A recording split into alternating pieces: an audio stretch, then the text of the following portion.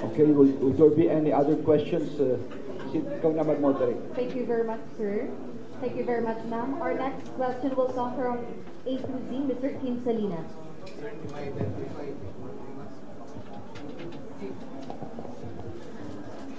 Good morning, mga sirs. Sir, medyo kumakalat yung picture po ninyo with Mayor Alice Guo. So, kung saan masaya kayo with CPNP, ano po yung masasabi niyo po dito kasi medyo nagba-viral sa social media, sir? Well, salamat sa pagtanong mo, no? Alice, naririnig mo yung sinasabi, okay. Nag-request si Alice na kausapin kaming dalawa ni Chief. At sinabi niya nga na meron siya mga death threats. At inassure ko siya, kami ni Chief, na yung death threats, huwag niya alalahanin, importante, sabihin niya lahat ng totoo. Lahat, huwag siya matakot, maski sino pang malalaking tao ito. At siya ibabantayan ng kapulisyahan. Tapos pinadocument namin, para lang malinaw ito, hindi ko naman alam kung ano yung ginagawa niya, nakaharap siya, syempre nakatingin ako sa camera ng ganon. Ang hirap naman nun, hindi ba? So yun po ang nangyari niyan, no? Alice, gusto mo bang sagutin? Ba't ka raw gumanon? Yes, Siguro siya na lang tanongin ano, bakit parang... Pasok!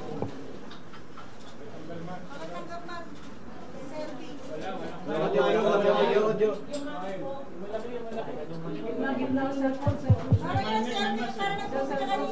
Kino-confirm ko po ang lahat po ng sinabi po ni Secretary na meron po akong death threats po at humingi po ako ng tulong po sa kanila at masaya din po ako na nakita ko po sila.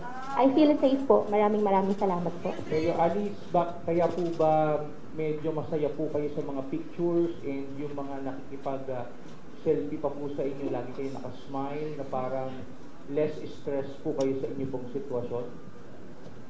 Opo.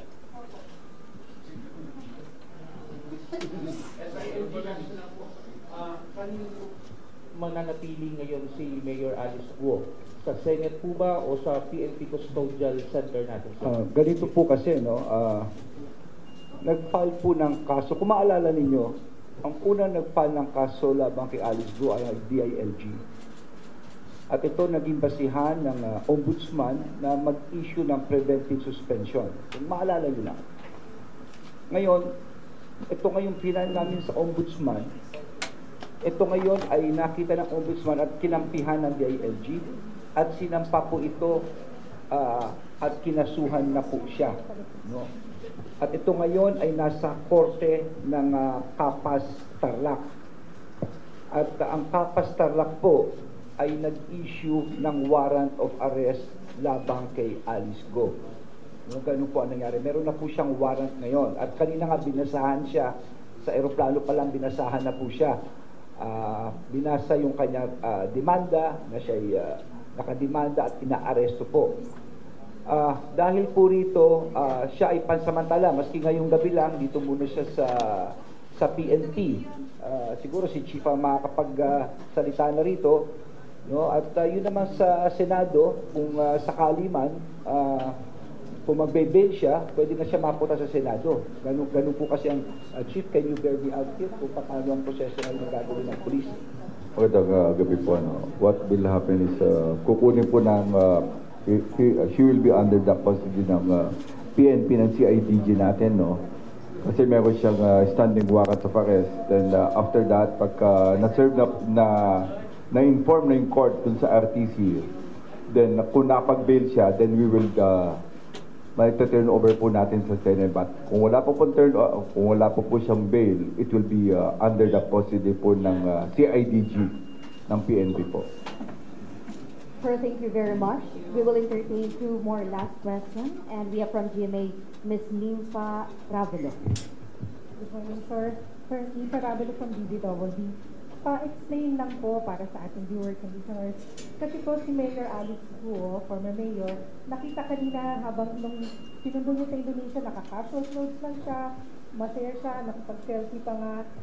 Pero ngayon po, naka-orange t-shirt with CIDG ni Mark. Pakipaliwanag lang po. At nakaposes po ba siya, yung ba yung tinatakpan niya ng white jacket? Yes, nakaposes po siya ngayon. Nakaposes. Ganito po kasi yan, nung pagpunta niya rito, binasahan po siya sa eroplano ng kanyang kaso. Kasi nung umalis kami, wala pa ho yung warrant. Ngayon lang araw na to dumating.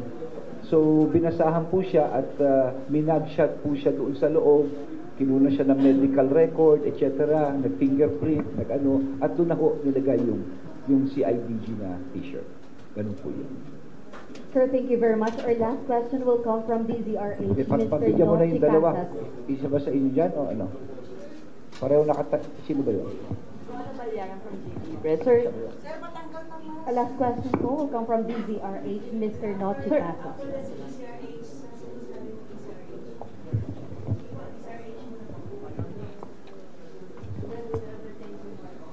Okay, sir, good morning kay General Francisco, sir, and Secretary Avalos and PNP Chief Martin. Sir, itong pagka-aresto kay former Mayor Alice, meron po ba itong kinalaman din, sir, sa may politika po ba ito na involved din dito, sir? Ganito lang po yan, ano? Kaya importante sa amin na magpunta sa Indonesia ni Chief.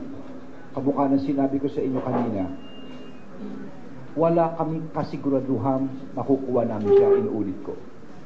At ang mabigat nun kung babalik kami rito na hindi namin dala si Alice ko. Katakot-takot ng kritisismo yan. Ngayon, bakit namin ginawa ito? Dahil ito yung proseso ng ating batas na dapat makuha siya ng kapulisyahan. We were given a very tight time limit. Imagine, 1:00 ng umaga. Anong oras kami umalis dito? Inahabol namin yung 1:00 na yun. Mabuti na lang, sinabihan kami ro na dahil nakita nga na persistent kami, in-adjust yung time. In-adjust nila hanggang kinahapunan na.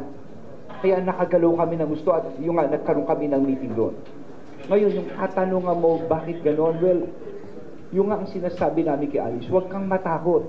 Huwag kang matakot. Kung ikaw natatakot sa buhay mo, we will provide you all of the security ng kailangan mo. Importante lang, ituro mo ang mga taong malalaking ito. Lahat ng pangalan ibigay mo para magkaroon ng hustisya na rito at matapos na ito. Dahil yun lang ang bagay na talagang magpapaayos sa kanya. Sabi niya, totoo, may proseso tayo rito. Ibigay niya yung mga pangalan at andito ang pulis para proteksyonan siya, ang kanyang buhay. No? Yun ang inassure namin sa kanya.